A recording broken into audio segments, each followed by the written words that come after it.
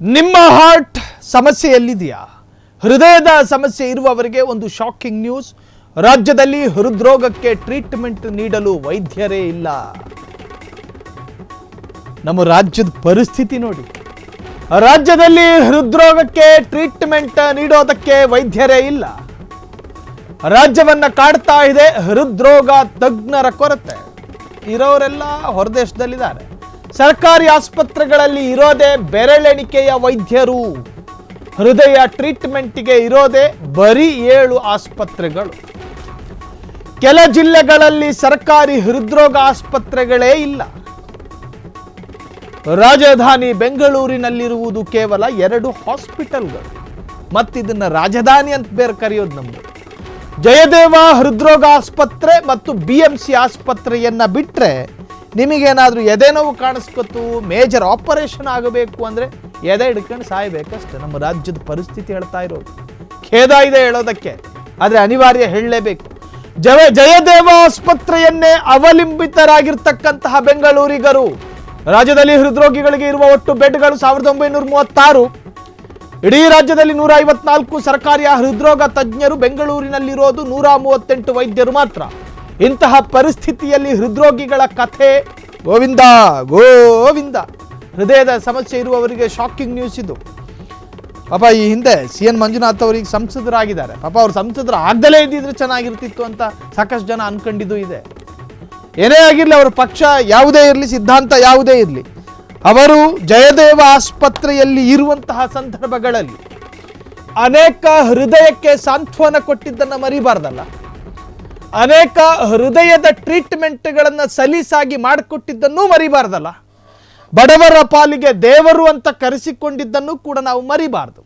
ಅದೇನೇ ಇರಲಿ, ಅದಾದ ನಂತರ ರಾಜಕೀಯ ಪ್ರವೇಶ ಅವರಿಗೆ ಅಗತ್ಯ ಇತ್ತೋ, ನಮ್ಮ ದುರಾದೃಷ್ಟಕ್ಕೆ ಅವರು ರಾಜಕೀಯಕ್ಕೆ ಹೋದ್ರು, ಏನೇ ಇರಲಿ, ಈಗ ಹೃದಯದ ಸಮಸ್ಯೆಯನ್ನು ಮುಂದಿಟ್ಟುಕೊಂಡು ಆಸ್ಪತ್ರೆಯ ಬಾಗಲ ಮುಂದೆ ಕ್ಯೂ ನಿಂತ್ಕೊಂಡಿದ್ದಾರೆ ಜನ. ಅದು ರೇಷನ್ ಅಂಗಡಿಲಲ್ಲ, ಯಾವುದೋ ಬಾರ್ ಮುಂದೆ ಅಲ್ಲ, ಆಸ್ಪತ್ರೆ ಮುಂದೆ.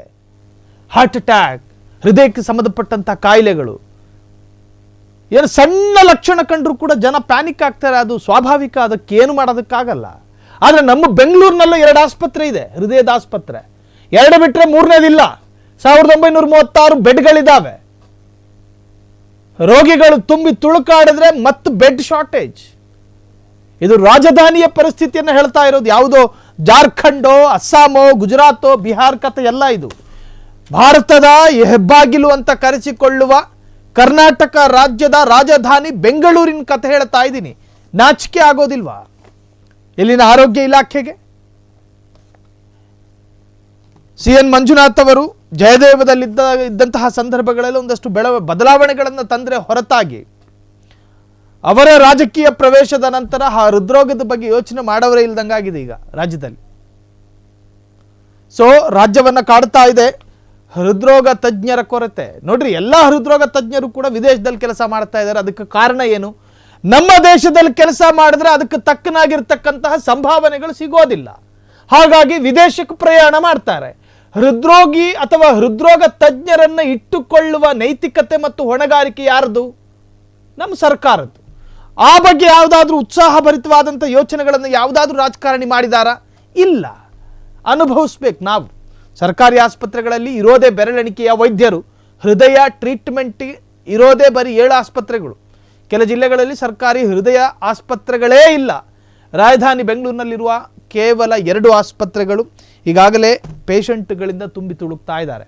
ಜೊತೆಗೆ ಹಾಸನದಲ್ಲಿ back to back heart attack, ಮಂಗಳೂರಿನಲ್ಲಿ ನಿರಂತರವಾದಂತಹ ಹೃದಯಾಘಾತ, ಕಲಬುರಗಿಯಲ್ಲಿ ಹೃದಯ ಸ್ತಂಭನ, ಸಾಯ್ತಾ ಇರೋದು ಚುಳು ಚುಳು ಯೌವನದ ಯುವಕರು. ಹಾರ್ಟ್ ಅಟ್ಯಾಕಿಗೆ ಹೆಣ್ಣು ಗಂಡು ನಪುಂಸಕರು ಮತ್ತೊಂದು ಲಿಂಗ ಯಾವ ತಾರತಮ್ಯವೂ ಇಲ್ಲದೆ ಪ್ರತಿಯೊಬ್ಬರನ್ನ ಅಪ್ಪಳಿಸಿ ಕೊಲ್ತಾ ಇದೆ ಹೃದಯಾಘಾತ. ಹಾಗಾಗಿ ಯುವಕರು ಕೂಡ ಗಾಬರಿಗೊಂಡಿದ್ದಾರೆ. ಸಣ್ಣ ಪುಟ್ಟ ಲಕ್ಷಣಗಳನ್ನು ಕಂಡು ಗಾಬರಿ ಪಡಬೇಕಾದಂಥ ಅವಶ್ಯಕತೆಯೇ ಇಲ್ಲ. ಆಹಾರ ಮತ್ತು ವಿಹಾರ 2 ಚೆನ್ನಾಗಿದ್ರೆ, ವೈದ್ಯರು ಹೇಳ್ತಾ ಇರೋದು, ನಿನ್ನೆ ಅಷ್ಟೇ ಫ್ರೀಡಮ್ ಟಿವಿ ಜೊತೆ ಎಕ್ಸ್ಕ್ಲೂಸಿವ್ ಆಗಿ ವೈದ್ಯರೊಬ್ಬರು ಸಲಹೆ ಕೊಡ್ತಾ ಇದ್ರು. ನಿಮ್ಮ ಆಹಾರ ಪದ್ಧತಿ ಮತ್ತು ವಿಹಾರ 2 ಚೆನ್ನಾಗಿದ್ರೆ ನಿಮ್ಮ ಹೃದಯ ಚೆನ್ನಾಗಿರುತ್ತೆ.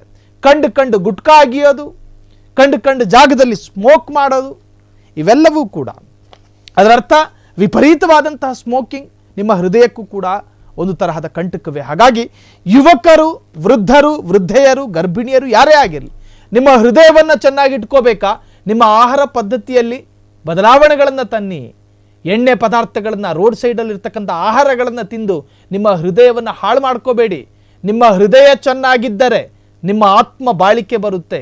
ಹೃದಯವೇ ಕೆಟ್ಟು ಹೋದರೆ ಎದೆ ಹಿಡ್ಕೊಂಡು ಸಾಯಬೇಕಾಗಿ ಬರುತ್ತೆ. ಹೃದಯವನ್ನು ಚೆನ್ನಾಗಿಟ್ಕೊಳ್ಳಿ, ನಿಮ್ಮ ಆರೋಗ್ಯದ ಕಡೆ ಗಮನ ಕೊಡಿ. ಆಹಾರವನ್ನು ಎಲ್ಲವೂ ತಿನ್ನೋದಕ್ಕಲ್ಲ, ಜೀವನ ಮಾಡೋದಕ್ಕೆ ಆಹಾರ ತಿನ್ನೋದಕ್ಕಂತಲೇ ಜೀವನ ಮಾಡಬಾರ್ದು. ಸೊ ಹಾಗಾಗಿ ಆಹಾರ ಪದ್ಧತಿಯಲ್ಲೂ ಕೂಡ ಒಂದಷ್ಟು ಬದಲಾವಣೆ ತಂದು ನಮ್ಮ ಆರೋಗ್ಯವನ್ನು ಕಾಪಾಡಿಕೊಳ್ಳುವ ನಿಟ್ಟಿನಲ್ಲಿ ನಾವೆಲ್ಲರೂ ಕೂಡ ಕೆಲಸ ಮಾಡೋಣ. ಇದು ಫ್ರೀಡಮ್ ಟಿವಿಯ ಒಂದು ಸಂದೇಶವೂ ಕೂಡ ಹೌದು. ಕ್ಷಣ ಕ್ಷಣದ ಸುದ್ದಿಗಳಿಗಾಗಿ ಫ್ರೀಡಮ್ ಟಿವಿ ಸಬ್ಸ್ಕ್ರೈಬ್ ಮಾಡಿ, ಲೈಕ್ ಮಾಡಿ ಹಾಗೂ ಫಾಲೋ ಮಾಡಿ. ಹೊಸ ಸುದ್ದಿಗಳ ನೋಟಿಫಿಕೇಶನ್ಗಾಗಿ ಬೆಲ್ ಐಕಾನ್ ಮೇಲೆ ಕ್ಲಿಕ್ ಮಾಡಿ.